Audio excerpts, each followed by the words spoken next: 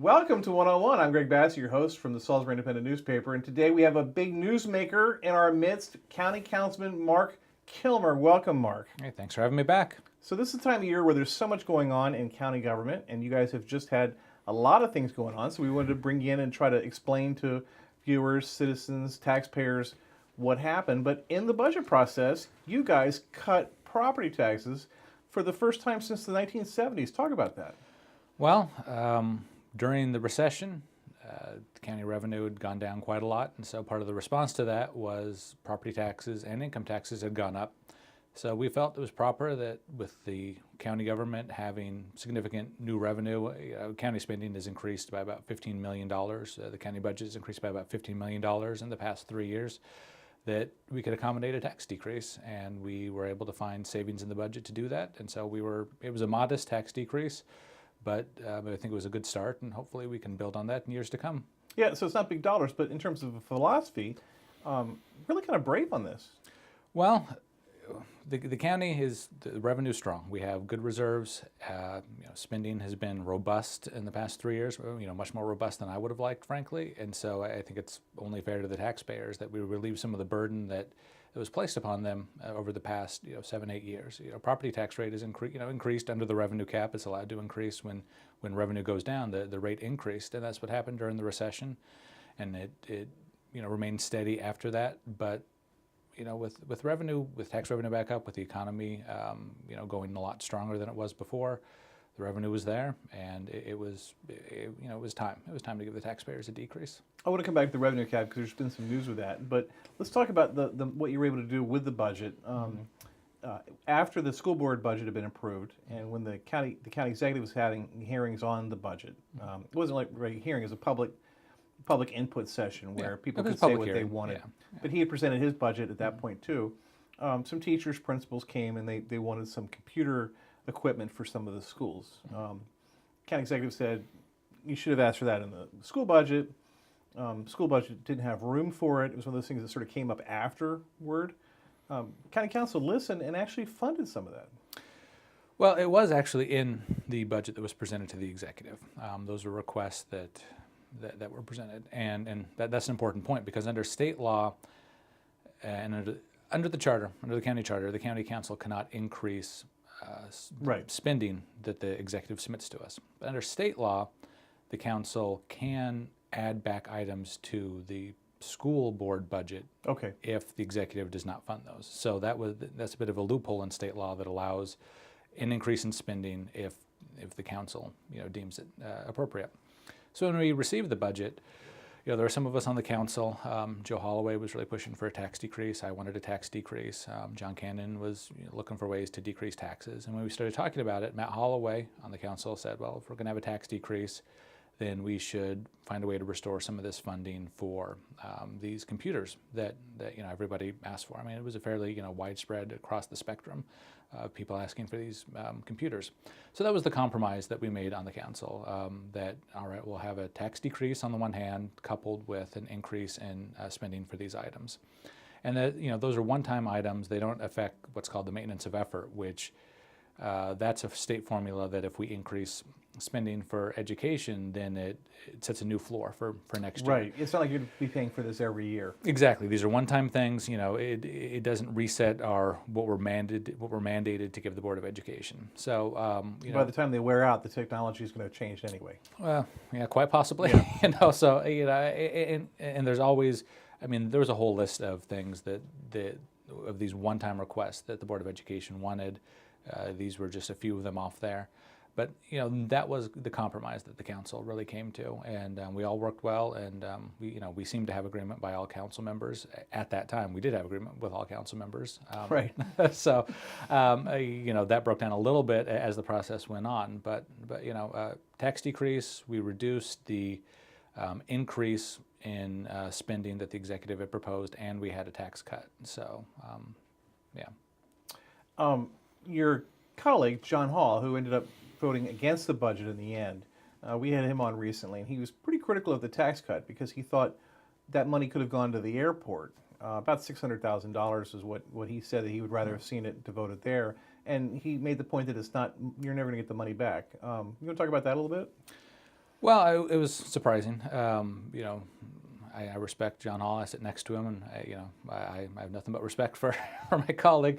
He didn't really fight against any of these cuts or anything like that during the process. He was helpful. I was in that hearing. He was in the work helpful. session. Yeah. He prodded us, different directions and things like that. But there was not any opposition that really I saw. I don't think anyone else did. He didn't actually vote against the budget. He was gone during Right. the budget vote. He voted when we had to adjust the Make the budget. He adjustments. voted against that. Right. On the airport funding, prior to a couple of years ago, the airport didn't receive general taxpayer dollars. The airport was essentially self-funded. The fees and the revenue that the airport generated went back into the airport, which is, to me, how the airport should be run. It should be run like a business. And it made enough money that it was able to support itself. Exactly. There have been desires to expand the airport, to work on the airport, and so now the airport receives general taxpayer support. It receives a subsidy from the taxpayers, essentially, which didn't happen before. How much is that? A couple $100,000 this year and last year. I forget the exact number, but And there's some infrastructure needs out there. there's infrastructure needs out there. The airport is a good economic engine. I'm still a little bit uncomfortable with it receiving, just a grant of taxpayer dollars. I'd rather see it be a loan if we're going to do anything. But Right.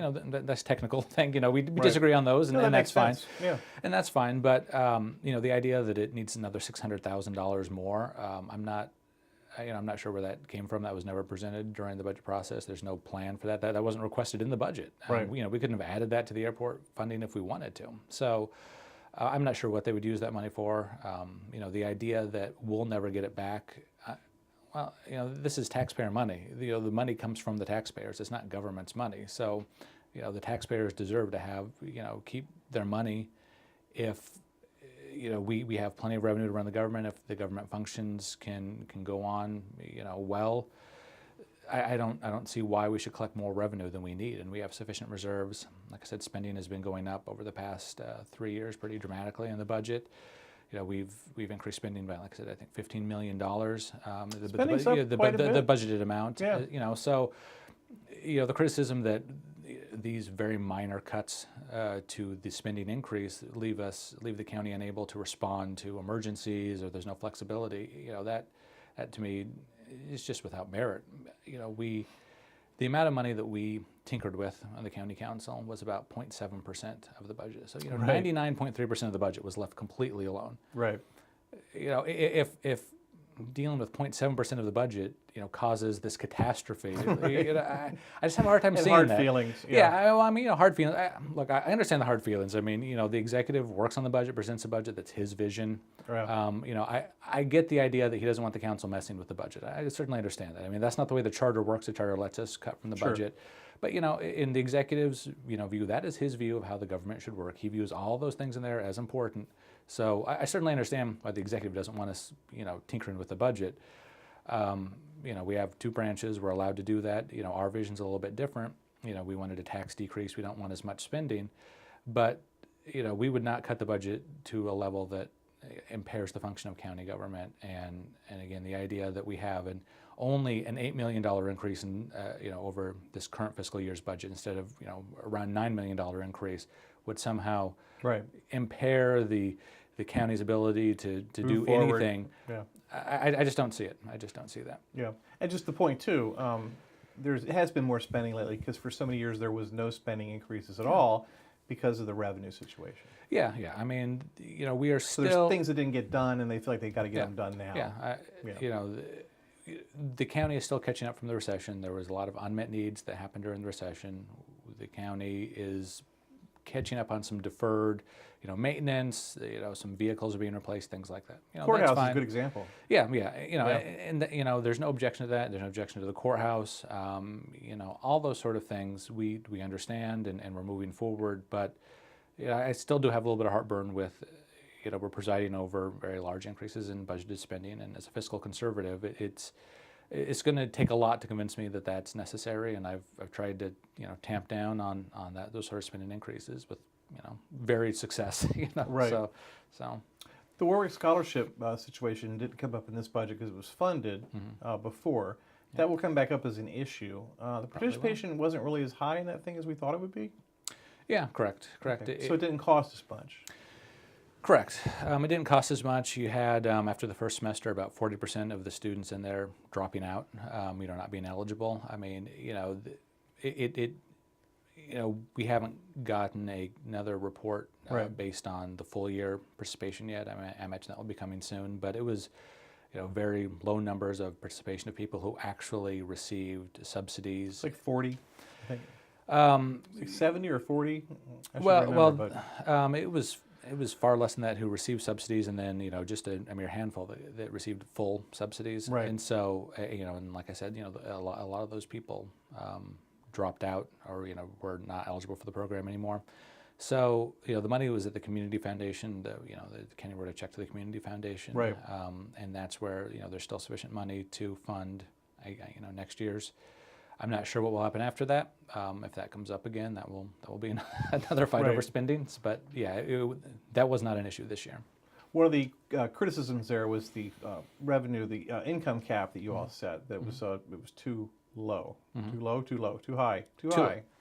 It'd be too low. But it'd be too low. It was there was this desire to have no cap on that anybody if you're making Right. families makes $200,000, you should be able to go. And that's what I supported. Yeah, but well, I, even though my children would ably qualify with my salary, but go ahead.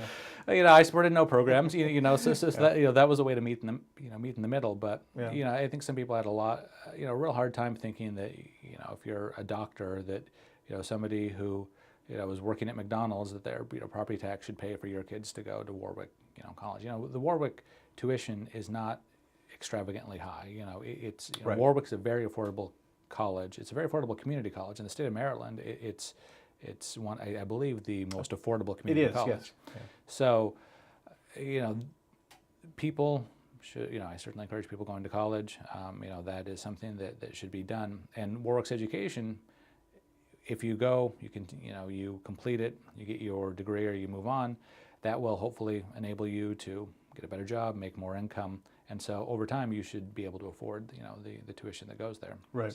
So that was my philosophy, and especially if your family's higher income, it's hard, when the median income in Wycomico County is $55,000. Half the people in the county make, households in the county make less than that.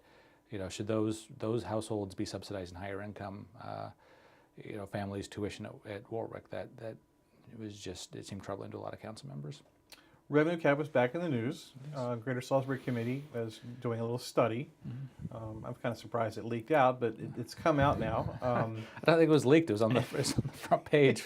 Well, yeah. I mean, I'd known about it, but I wasn't going to write about it yet until there was some more traction on it. But anyway, but there's some talk of it again, at least in the story that appeared in the Daily Times. It didn't seem to have wasn't gaining any ground with anyone who was interviewed anyway. What are your thoughts about that? I guess you weren't here at the time when we went through that exercise, but how do you feel about a revenue cap being applied to the tax dollars? I'm generally supportive of caps, of tax caps, of spending caps. I mean, I would frankly prefer to see a spending cap. I like spending caps more than tax caps, but I think it's good to have something in place to restrain tax increases, to restrain spending increases. The revenue cap only affects a portion of the revenue. It only affects, property tax revenue. Right. It doesn't affect income tax revenue.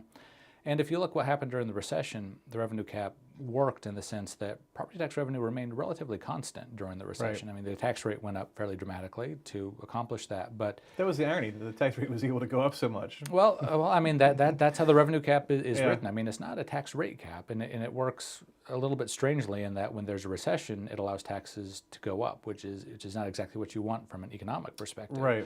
But income tax revenue, that's what declined so dramatically, and that's what really hurt county government's functioning, was that you just didn't have that income tax revenue. But property tax revenue remained fairly constant. So I understand some concerns about some details about the revenue cap. It's difficult to see how you would open up that to fix a few certain things without opening up a much wider debate. I'll be interested to see what the report says. I'm generally supportive of the revenue cap, generally supportive of some sort of tax cap.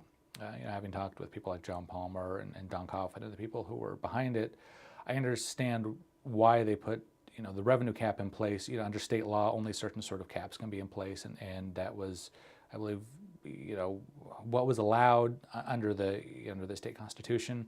So that's kind of some of its peculiar features are because of that, to pass constitutional muster. So, but we'll see what the report says, and we'll go from there. But it's hard to see the council putting a repeal of the revenue cap on the ballot for next year. I really don't think that's going to happen.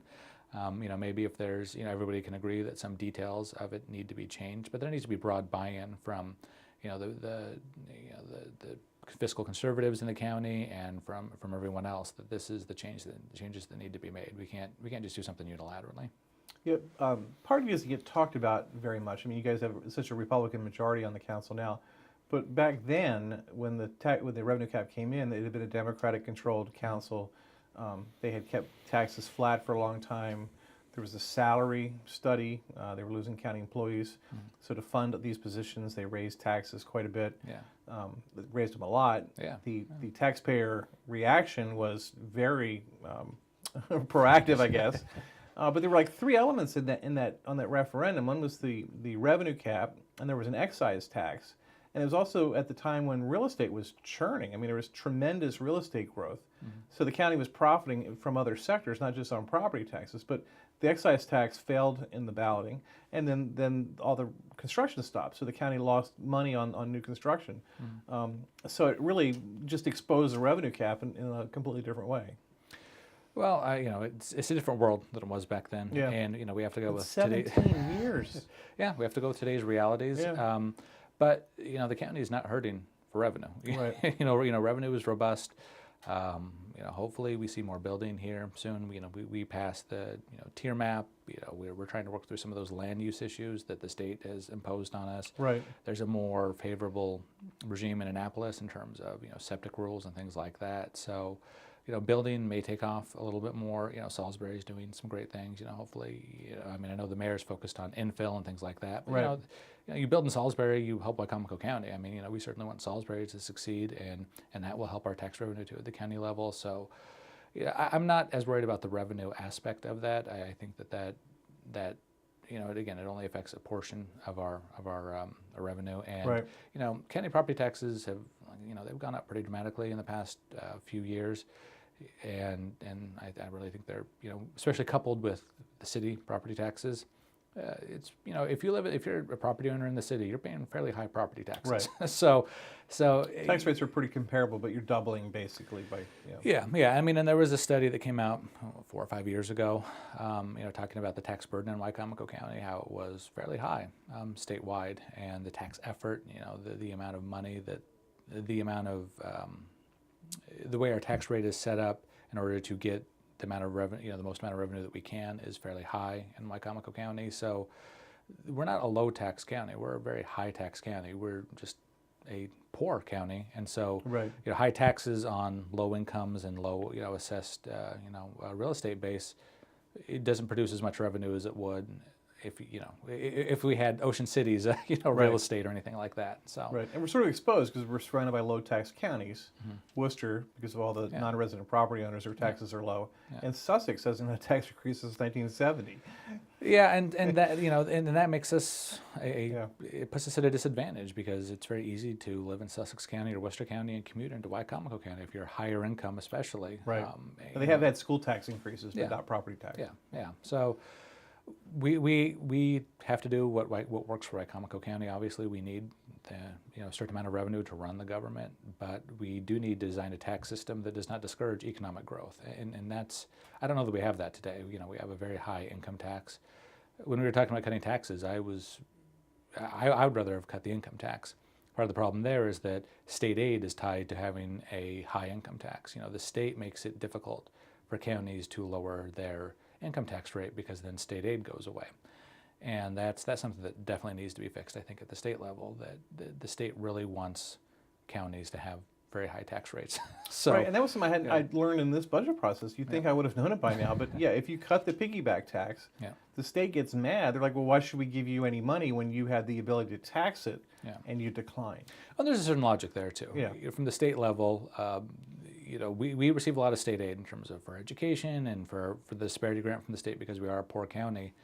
And from their view, if you can raise the money by taxes from locally, to fund your local needs, why should the state pay for it? I get that, but it also it really skews the local decision making, where we have to keep our local piggyback income tax so high, because if we remove that, we take a very big revenue hit from the state, and I hope our legislators work on that. Right. Last thing on the tax cap, Rick Pollitt, the previous county executive, always said that it came from the voters, so there's going to be a change. It's got to come from the voters. Mm-hmm. Are you getting any indication under that the voters might want to do this? Well, there's certainly some voters. Does it come up when you go places and talk to people? Does anyone ever bring up the revenue cap? If they ever bring it up, it's always in favor of it. Yeah. There's some people, I've talked to some people at the Greater Salisbury Committee, have said, we should look at this. They're voters too. And right. they said we should look at it. But, when you go out into rural areas of Wicomico County, for instance, I've never heard anybody say a negative word about the revenue cap. And so there is a feeling, and one that I share on the council, that if the revenue cap is to be repealed or be amended in any significant way, it needs to be from the grassroots, like it was when it was put in place. Given who you are, there's some irony coming up here on Monday. You all are going to interview school board candidates, and the county council is going to select 3 members of the school board. Yeah, that is the process that's in place until the elections can occur, yeah. And that is we have a chance locally to select candidates. They'll be unveiled on Monday. I'm not sure the process, what the timeline is for the council to make the actual selections. So we'll see how that goes. It's making it a little more local.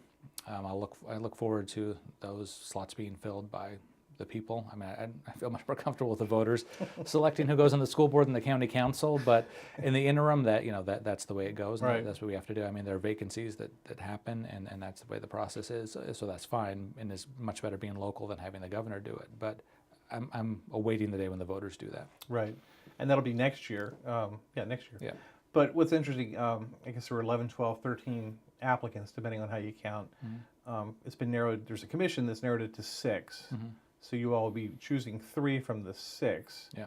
And I don't know who the 6 are. They won't tell me until Monday. So I guess we'll have to show up on Monday to find out who it is. Yeah, I don't know who the 6 are either. Yeah. So that's pretty interesting. Politics, primaries are like 10 months away. Yep. Can you believe? They are. Can you believe you'll have to make a decision here about running again, like very shortly? Yeah, no, that will be soon. That will be soon. I suppose you're hinting around whether or not I'm going to run again. No, I could ask you that, but no. But I'm more interested. I'm interested in whether you're running, of course. But I'm more interested in the idea that we're going to need so many candidates for all these open jobs. That's true. That's true. So it's 7 on the council, 7 school board. Yeah. The courthouse offices. There's 3, 4 of those. All the delegate and senator seats are open. Yeah. It's like 24, 25 different positions just in Wicomico County. Yeah. Do we have 24 people around to run for all these? We have a lot of very good individuals in the county. Yeah. Whether or not they want to subject themselves to the election process is a different matter. I mean, that is something that everyone has to decide. I mean, a lot of people talk about it'd be nice to be in these positions. You have to run for them, and some people shy away from the election process. I know that I was hesitant about running at first because of the election process. Once I got into it, I found out it wasn't that bad. Running for office actually can be fun, even for someone who's not a natural politician like I am. So I would certainly encourage people to run. With an election going through and campaigning, you meet a lot of great people around the county. Most people are very nice to you. You have a good time going around to all the events and going door to door meeting people. So there's a lot of good people in Wicomico County who are, I think, thinking about running. They should not be discouraged from running because they fear having to mount a campaign or having to go door to door and meet people and do the retail politicking. That's something that you should not worry about. So. Yeah, I'm impressed with how fast you came along. You were a guy involved in politics for a long time, but you were always behind the scenes kind of thing. Put yourself out there. It's a tough district where you are. I mean, all the way from Sharptown down to Nanticoke, and all the way into Salisbury, the nice neighborhoods on the west side. It's a big district. It's a lot of territory to cover. But somehow you got known really fast. Well, I knew that I was not well known. I don't have one of those good names like Holloway, Yeah. or or anything like that. Your predecessor, Stevie Prettyman, everyone knew her. Exactly. Yeah. She'd been there a while. She was great. So I knew that I had to get out there. So I went to Sharptown, went to Allen, went to the west side, and just got to know the people there and got to be known. I mean, although sometimes I'm still, I still talk to people and they still think Stevie Prettyman is the district representative, things like that. So, Right. I mean, it's, you get well known, but I'm not, as well known as I could be. But I try to get out there. I try to be involved in the community and try to be out there. And so, we'll see. We'll see what happens next year. So People send me the community snapshots all the time, and I put them in the paper. And you popped up this week. You were at the Parsons Cemetery gate rededication, and I was like, this guy is out on a Sunday. It's 101 degrees. He's going to a cemetery gate rededication. But Council Spreaders was there. You all read a proclamation. It looked great. It seemed like a nice little event. But that's the kind of thing you don't think about doing when you're in elective office.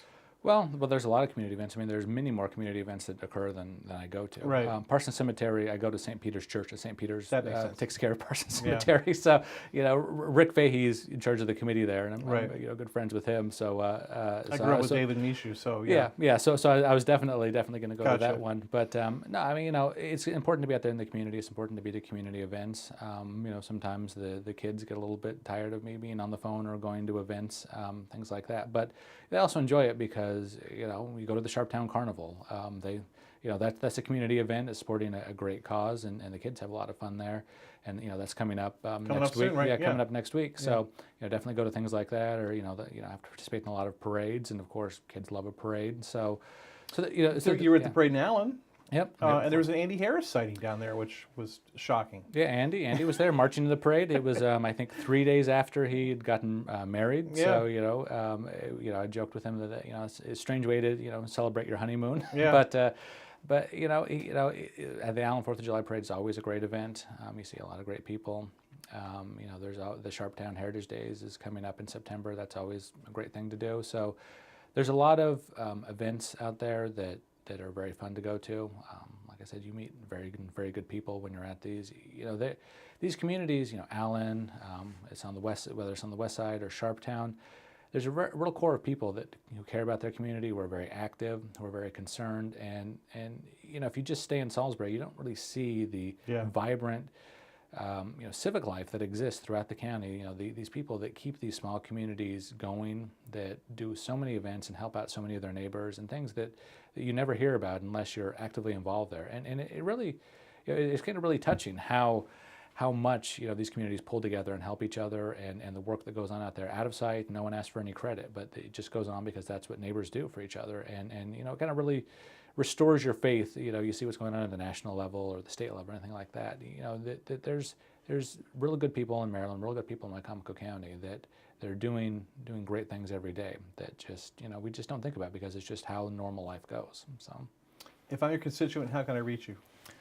I have a Facebook page. I'm on Twitter. I'm in the phone book. Good Twitter user. Yes, you are. So it's not hard to reach me. My cell phone is on the county website. I get calls, I wouldn't say daily, but I get a few calls every week, people calling up to complain about roads or something else, and that's fine. I'm happy to talk and happy to do what I can. So you need to reach me, feel free to reach out. I'll always try to get back to you and try to address your needs or do what I can. He's Marc Kilmer. He's on our County Council District 2. District 2. I've never learned the numbers. District 2. It's the big west side of the county, and we're thrilled to have him here today on 101. Well, thanks for having me. I appreciate it. I forgot what I said. This is awful. Does he get overtime? I've got Amanda coming in tomorrow, too. And she's kind of cute. I like her. Focus. Oh, that's right. Right. I'm Greg Bassett, another edition of 101 right here on PAC 14.